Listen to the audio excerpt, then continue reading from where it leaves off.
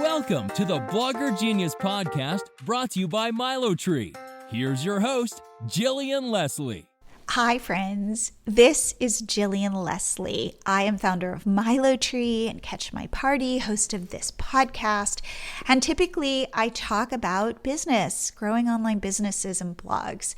But today I thought I would do a special episode because we live in Austin, Texas, and so many people have asked me what this experience has been like with this crazy weather situation. I thought I would share what the experience was like and also some of my biggest takeaways having gone through this. And by the way, we're not through it yet. So I'm recording this on February 19th at 12:15 in the afternoon. The sun is shining. Things are starting to melt. We've been snowed in since Sunday.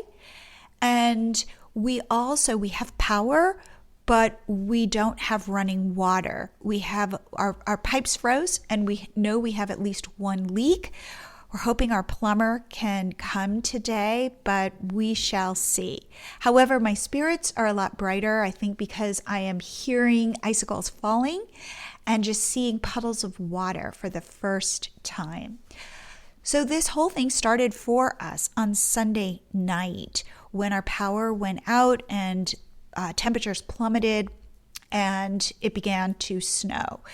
And by Monday morning, again, we had no power, no internet. There was 8 inches of snow on the ground and the temperature had gotten down to, I think, 8 degrees. And then we noticed, too, that we had no running water and our pipes were completely frozen. So I always assumed, because in the past when our power has gone out, that it would come back relatively quickly.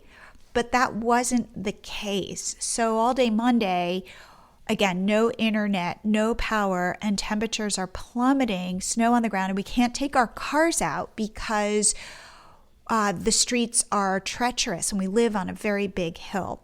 So we had to stay warm, and we used our burners on our stove, which was the only thing that was working because our burners are gas, to heat our house. And I know that that can be very dangerous, but really we had no choice. Otherwise, I was heading down to my car to warm up and to charge my cell phone. One thing that I learned is how important a cell charge is, even when you have no internet. And charging my phone in my car was a slow undertaking. One thing that I will definitely be buying are some external batteries for my phone that I will always keep charged. A couple things that we did that were good. We went to the grocery store the day before because we knew that the temperatures were going to plummet and there was snow predicted, forecasted. We filled up on just some easy food, crackers and chips and apples, things like that, which totally came in handy. And we got water. We got bottled water. I think now I will always have bottled water in my house, and I will always have just finger food because really that's what we lived on. Our power, the first night, our house temperature was dropping down into the 40s, down into the 30s. So what we did was we piled up a huge pile of comforters and blankets, and we all slept together. So my family is David, my husband, my partner, I talk about him a lot, and our daughter who's 13, and we just all piled in the bed, and it was warm. I was wearing sweatpants and I was wearing 2 sweatshirts and a jacket and a scarf, and I had 2 pairs of socks on. But ultimately that was fine. It was when we got up in the morning on Monday when it was really cold in our house and we couldn't heat our house that things got more difficult, more challenging. We kind of started to, it's a little bit like you're on a deserted island, and I think at the beginning you think help is on its way, and then after a little while you realize that maybe help is not coming, or it might take a lot longer. I think that's how we felt on Monday. It was starting to get a little depressing. I don't think we were ever scared for our lives because we could always just get in some blankets, but I think it was really starting to wear on us. And then our heat came back Monday afternoon, And I will tell you that I don't think I have ever appreciated heat as much as I did in that moment. It took me forever to warm up, which I thought was really interesting, like hours and hours. Heat is so much more important than running water. It really is. And so at least we had that. Without running water, what you can't do is shower. So it's Friday and I haven't showered since Sunday, hoping we can get our pipes back today. If not, I think we'll either shower at our neighbors or even get a hotel room just to shower. But you don't even care. That's the thing. You don't even care. What's harder is that you can't wash your dishes and you can't really wash your pots. So you don't want to cook. And we've been using some paper plates and plastic silverware. And I recommend that as well. I had to really dig out that stuff. So I'm going to go to the grocery store hopefully today and buy more of that. What becomes really important is water. And I think now we'll always have water on hand. Another thing that is super important are neighbors. I think that I've met more neighbors during this experience than ever before, and you have to rely on neighbors. So our neighbors are the ones who are filling up our water jugs just so that we can flush our toilets. It's the other thing that you don't recognize when you don't have water is you can't flush your toilets. So every day we have been trudging up to our neighbors and they've been so graciously filling up like 7 water jugs for us. And one thing that I notice is how fragile systems are, how complicated they are, like the power grid. And now water in Austin is becoming difficult because so many people's pipes are bursting. And so all of this water is escaping and they can't clean the water. So right now there's an ordinance where we need to boil water to drink it or to cook with it.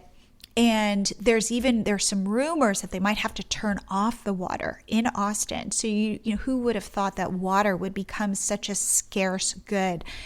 I'm hoping to go to the grocery store today, but I've read and heard that there's been a run on bottled water. So we'll see how that goes. At least we have water that we can boil. Another thing that I would say I will be buying are some gloves, jackets, and boots. We have a little bit of that stuff, but here, coming from California, living in Austin, we really didn't have it.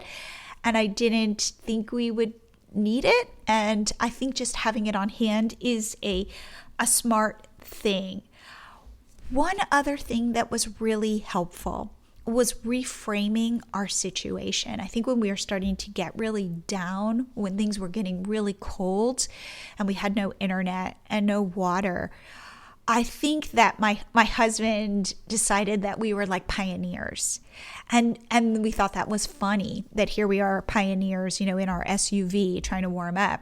But just reframing stuff and trying to find the humor in it was so important. Like your mental state becomes, and managing it for our 13-year-old daughter became really important. And I don't think I've ever appreciated how much I do know that of course our thoughts affect our feelings, but I could really see it playing out in real time. That if we could make the situation a little bit lighter, it was really helpful. And the other thing that I realized is I'm a planner, and that is incredibly helpful because I am looking for solutions. However, I can also be a catastrophic thinker, and trying to thread that needle can be really tough. And there were times where I wasn't sure what side of that equation I was on. Going through this experience, I saw myself in survival mode, and I don't think I've ever really been in it in such a deep way. I didn't want to talk to anybody besides my family. I would text my parents and tell them we were okay, but I wanted to conserve my cell phone battery, but also it just felt like we needed to hunker down. I wasn't reaching out to friends, and what was interesting too is they weren't the ones who were going through the same experience, weren't reaching out to me. It's like we all had to just take care of what was right in front of us. I didn't want to be posting on social media. I just didn't know how this whole thing was going to end. And until we got to the other side, I just had to be on high alert. Time just was suspended, but it also weirdly went quickly. We did get to play some games, especially when we had no electricity, and we played Exploding Kittens and Coup, and that was fun and did add some levity, and I think that was really good for our daughter. Just keeping our spirits up was really important, because if one of us went down, I feel like it could take us all down. One other observation I wanted to share with you that I could really see myself struggling with was this feeling of not wanting to be here in the experience. It felt in many ways like watching paint dry, being cold and watching paint dry. All I wanted was the snow to melt so that we could get our cars out, which, by the way, we still haven't, so that we could get our pipes fixed and get our life back to normal. And I noticed I was thinking about how unlucky we were. Why did this happen to us? Why aren't we on vacation? And I was having a hard time just being in it. And so I have this marquee board where I put up little sayings, inspirations. If you follow me on Instagram, and I highly recommend you do, our account is just at MiloTree. You will see that this is like something that's been really meaningful for me since the beginning of the year. And so yesterday I put up the little saying, be where you are, just as a reminder for me to say, you know what, this is my life and this is my reality, and I don't want to miss this day with my family by wishing it away. And that has really helped ground me that life is uncomfortable, and can I be in that discomfort? And somehow when I was able to think about that, and I walk by this now multiple times a day, and every time I see it and I read it, it makes me more grateful for what I do have, rather than trying to be somewhere else, trying to wish my life away. This will be a story that we will always have, a shared experience. We will look back on this and it will, be something that we got through and that makes us stronger. So reminding myself of that, I think, has been really powerful. And I think this is one of those lessons that I will have to learn over and over again. But I really wanted to share that. I want to also just answer some of the frequently asked questions I got from friends and family who were texting me or emailing me, because I thought it was really interesting what their questions were. Because people were reading about this on the news and trying to understand what it was like. So the first question that I continued to get was, what are you eating? And again, as I had said, we'd gone to the grocery store and we had a lot of snack foods and we weren't hungry. When you're going through something trying, the last thing you're really thinking about is food. We had made brownies the day before, and those were such a treat to still have in the house. But otherwise, you're just grabbing anything and you're not really tasting it. So food was not that important as long as we could just not be hungry. That's all we cared about. Another question that people asked me was like, is it relaxing because you're off the grid and your internet's down and there's nothing to do? And the answer to that is categorically no, it was not relaxing. It wasn't like we were all in the bed under the covers having a pillow fight.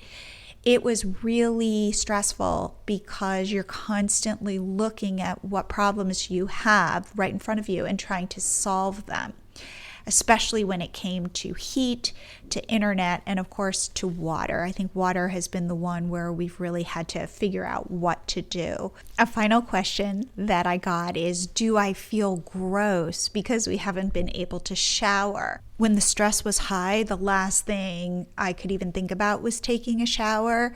Now that things are starting to melt, I'm starting to feel really gross and I do want to take a shower. I just reserved a hotel room for tomorrow night so that we can shower, because I don't think our pipes are going to be fixed soon. Those were the three main questions that I got asked. I am hoping we're on the other side of this. I want to thank everybody who reached out to me to see how we were doing. I feel really lucky. I know that people had to wait a lot longer to get their power back. I think the worst part of this was being so cold. I think everything else was really manageable. And once we got our heat back, I think we were all so grateful. What this says to me is to be prepared for the unexpected and to recognize that this is all part of life. And we have an idea of what tomorrow is going to look like. And most of the time it looks that way. And then every so often it doesn't. And the more flexible we can be, I can be, the happier I can be. Because I can't control what happens. I can only control my reaction to it. I hope this was interesting. I have learned now to have water on hand, food on hand, warm clothes on hand. We're looking into whether we get a generator. I will have cell phone batteries charged on hand.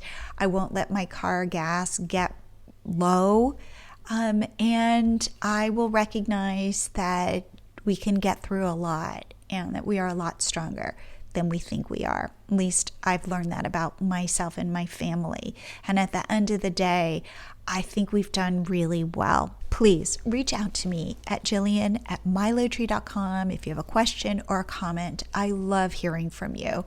And follow me on Instagram at MiloTree, and you can see my marquee board with my daily inspirations. Also, what is coming up on the podcast, what we're building at MiloTree to help you grow your business. And I will be back here next week with a regular episode about exploding your business so that you can live the life you want to live.